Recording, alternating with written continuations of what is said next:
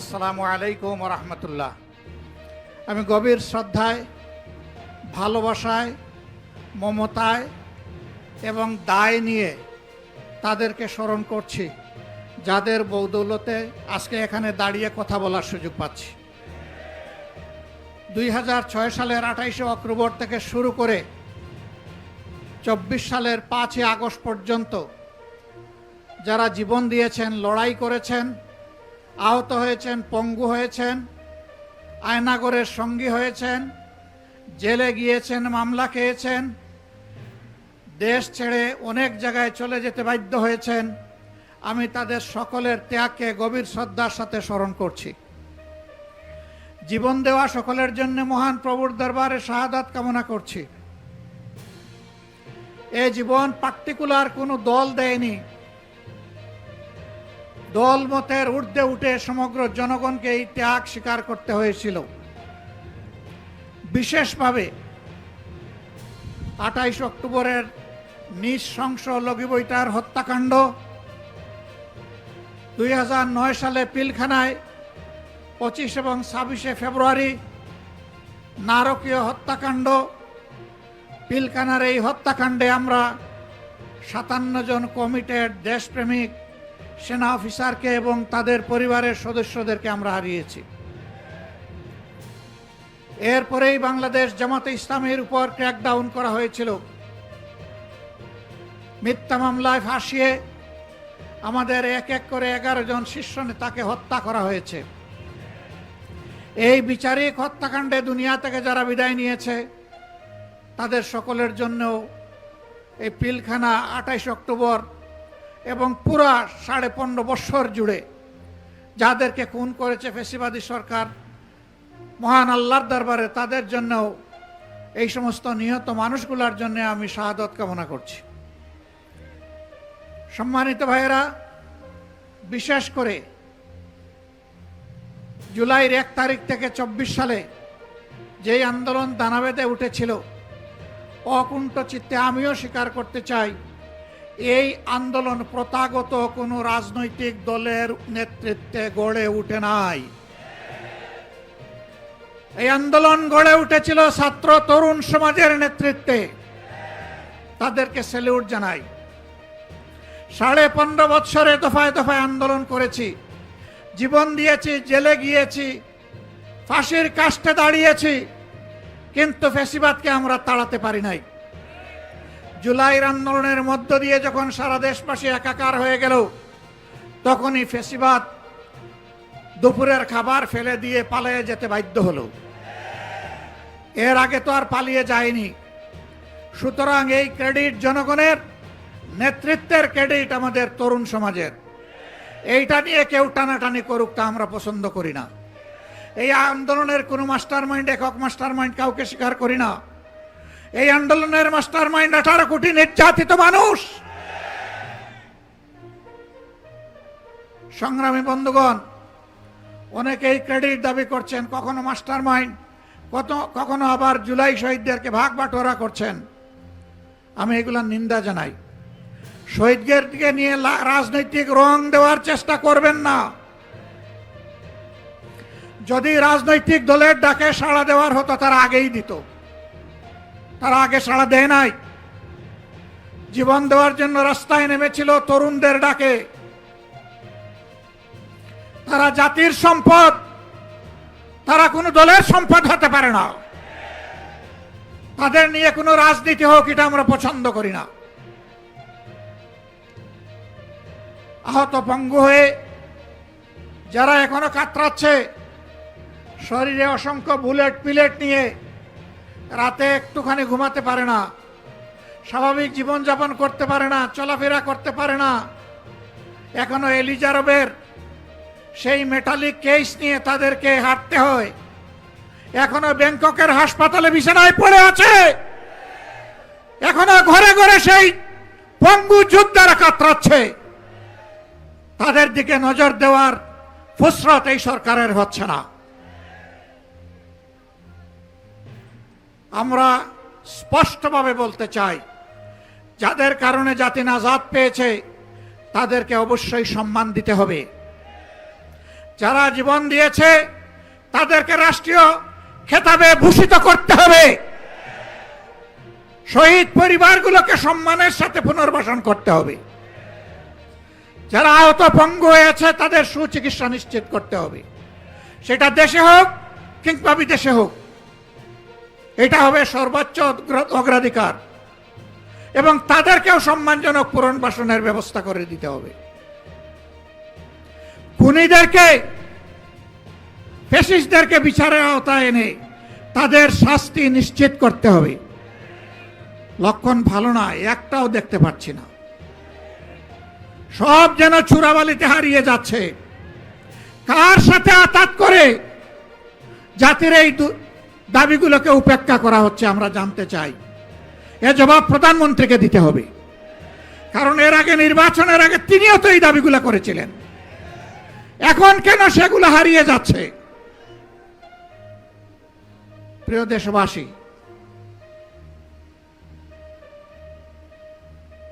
এইখানে মুজিবুর রহমান ভূঁইয়া মঞ্জু বলে গেছেন যে যমজ মায়ের দুই সন্তানের মতো একদিনে দুটি বুট হয়েছে, একই চেহারার, 2 মিনিট আগে আর পরে সিল পড়েছে। এখন এক সন্তানকে মা তার সন্তান হিসাবে ধারণ করে আরেকজনকে অগ্রাহ্য করে এমন কোন মাকে দুনিয়া খুঁজে পাওয়া যাবে? তাহলে এখন যারা ক্ষমতায় আছেন তারা এই আচরণ করছেন কেন? এটা জাতির সাথে সুস্পষ্টভাবে প্রতারণা, এবং তারা সংসদে দাঁড়িয়ে এটা স্বীকার করে নিয়েছেন। স্বীকার করে নেওয়ার জন্য ধন্যবাদ। মনে রাখবেন, এই স্বীকারোক্তির মাধ্যমে আপনারা প্রতারক হিসাবে জাতির সামনে নিজেদের নাম রেজিস্ট্রেশন করে নিয়েছে। আপনারা ধোঁকাবাজ। এই জন্য এই সরকারের অনেককে দেখলে এখন জুলাই যোদ্ধারা আওয়াজ তোলে, ভুয়া ভুয়া।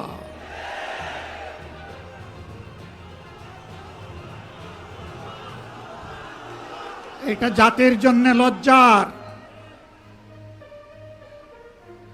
ফ্যাসিবাদী আমলে আপনারাও মজলুম ছিলেন। ফ্যাসিবাদীরা যে সমস্ত জুলুম করেছে, অপকর্ম করেছে, এই 5 মাসে আপনারা সবগুলার রেপ্লিকা, ফটোকপি আপনারা আমাদেরকে দেখিয়ে দিয়েছেন। ফ্যাসিবাদী আচরণ করবেন, আর জনগণ ফ্যাসিবাদী বললে আপনারা আবার রাগ করবেন। একটা রিলস মাঝে মাঝে দেখা যায়, কি রাগ করলেন শোনা।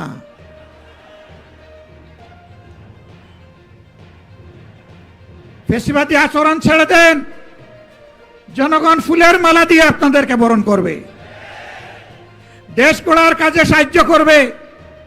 এ দেশ আমাদের সকলের, দেশকে আমরা ভালোবাসি, কিন্তু আল্লাহর কসম খেয়ে বলছি, বাংলার জমিনে কোনো ফ্যাসিবাদকে আমরা সহ্য করব না।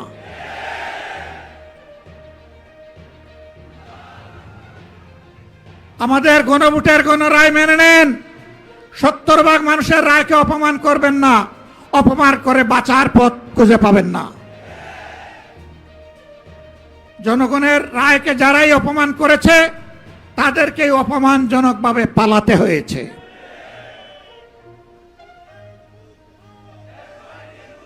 প্রিয় দেশবাসী, এই ব্যাপারে আপোষ করার জন্য প্রতিনিয়ত আমাদেরকে চাপ দেওয়া হচ্ছে, আমাদেরকে লোভ দেখানো হচ্ছে।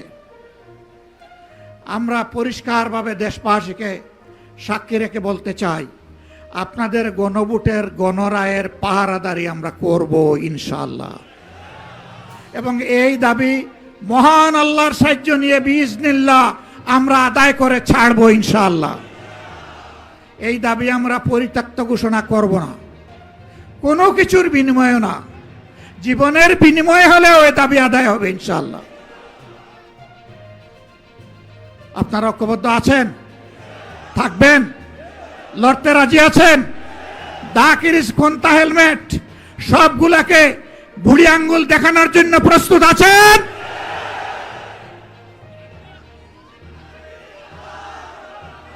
গত 3-4 দিন ধরে বাংলাদেশের শিক্ষাঙ্গনে যা হচ্ছে শিক্ষাঙ্গনের ছাত্র এবং শিক্ষকরা তারা আতঙ্কগ্রস্ত।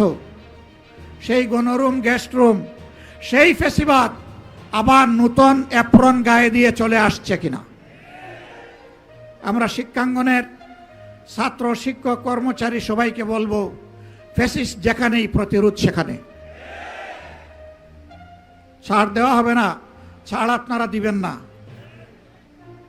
হ্যাঁ, পাপ বালিগ হইতে একটু সময় লাগে, কিন্তু বালিগ হওয়ার পরে ওই গাছের বৃন্ত থেকে ওটা পচে গিয়ে পড়ে যায়। পাপে পছন্দ ধরেছে এখন। সরকার যদি এটা বুঝতে পারেন ভালো, না বুঝতে পারলে পতন কেউ ঠেকাতে পারবে না। ওনারা বলতে চান মাত্র 5 মাস হলো সরকারের, এত অস্থির কেন আপনারা? আমি পাল্টা প্রশ্ন করতে চাই, মাত্র 5 মাসের ভিতরে জনগণের সাথে এত বিশ্বাসঘাতকতা করলেন কেন আপনারা? আপনারা যদি বিশ্বাসঘাতকতা না করতেন, আমাদের তো অস্থিরতার কোনো কারণ ছিল না। দেশের 12টা বাজবে আর আমরা বসে বসে আঙ্গুল চুষব? এটা হবে না। প্রিয় দেশবাসী, আপনারা প্রস্তুত হন। সব দেখে মনে হচ্ছে আরেকটা অনিবার্য বিপ্লব আসন্ন। এই বিপ্লবের জন্য আমি আপনাদের সবাইকে প্রস্তুতি নিতে আহ্বান জানাচ্ছি। এখানে আমরা যারা বসেছি, অনেকে বয়স্ক, অনেকে তরুণ। বিপ্লবের ক্ষেত্রে বিপ্লব কোনো বয়স মানে না। যেমন 24 জুলাই আবাল বৃদ্ধ বনিতা, 10 মাসের শিশু থেকে 90 বছরের বৃদ্ধ সবাই ছিল রাজপথে। আগামীতেও বয়স বিপ্লবকে সঙ্গ দিয়েই সামনে এগিয়ে যাবে ইনশাআল্লাহ। সেদিন সবাই হবে তরুণ, সবাই হবে যুবক, এবং ফেসিবাদের বিরুদ্ধে লড়াই হবে আপোষহীন, তীব্র, বিজয় ছিনিয়ে আনার লড়াই হবে ইনশাআল্লাহ। জেল জুলুমের ভয় দেখাবেন না। আল্লাহর মেহেরবানিতে এইগুলোকে কোনো পাত্তাই দেই না।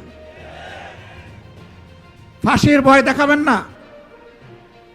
ফাঁসির রশি যদি জাতির মুক্তির জন্য প্রয়োজন হয়, ফুলের মালা হিসাবে কবুল করে নেব। ফাঁসির তক্তার উপর দাঁড়িয়ে বুক কাঁপবে না, ঠোঁট কাঁপবে না, বিজয়ের জয়ধ্বনি শুনিয়ে যাব ইনশাআল্লাহ। সম্মানিত বন্ধুগণ, গ্যাসের দাম কখন বাড়ানো হয়? বাড়ানোর আগে গ্যাস কমায় দেওয়া হয়। সমাজে সংকট সৃষ্টি করা হয়, জনগণ অতিষ্ঠ হয়ে উঠে। এই ফাঁকে গ্যাসের দাম বাড়াইয়া বলে, জনগণ বলে, যাক বাবা, দাম বাড়লে পাইয়া তো গেছি। এটা ফ্যাসিবাদী প্র্যাকটিস। যদি দাম বাড়ানোর আগে সংকট সৃষ্টি হয়, আর সংকট সৃষ্টি হওয়ার কারণে যদি দাম বাড়ার পরে আবার সংকট দূর হয়ে যায়, তাহলে দাম না বাড়াইয়া সংকট দূর হয় না কেন? এটা জনগণের সাথে ধোঁকা, প্রতারণা। অতীতে যারা জনগণের সম্পদ লুণ্ঠন করেছে, চুরি করেছে, ডাকাতি করেছে, এখন সরকারি দলের দ্বিতীয় ব্যক্তি বলেছেন সেই চুরি ডাকাতি অপরাধের প্রবৃদ্ধি হয়েছে, কোনো পরিবর্তন হয় নাই। এটা আরেকটা রাজসাক্ষী, স্বীকারোক্তিমূলক জবানবন্দি, 164 ধারা। ওনারা সংবিধান বলেন তো, এই জন্য একটু সংবিধান বললাম। আসুন আমরা প্রতিজ্ঞা করি, জনগণের দুর্ভোগ যেখানে, সন্ত্রাস যেখানে, ফেসিবাদ যেখানে, জনগণের অধিকার হরণ যেখানে, সেখানেই আমরা অগ্নিগিরি হয়ে জ্বলে উঠবো ইনশাআল্লাহ।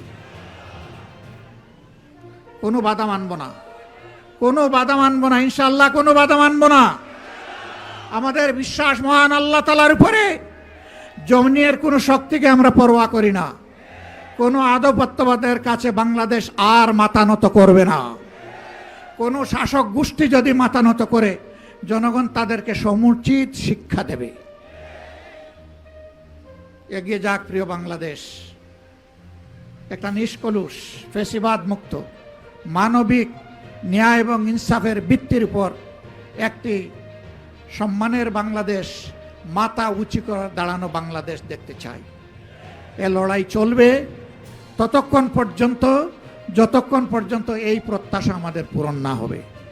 সবাইকে ধন্যবাদ। কষ্ট করে আপনারা এসেছেন। কষ্ট কেবল শুরু, শেষ হয়নি। লড়াই কেবল শুরু, শেষ হয়নি।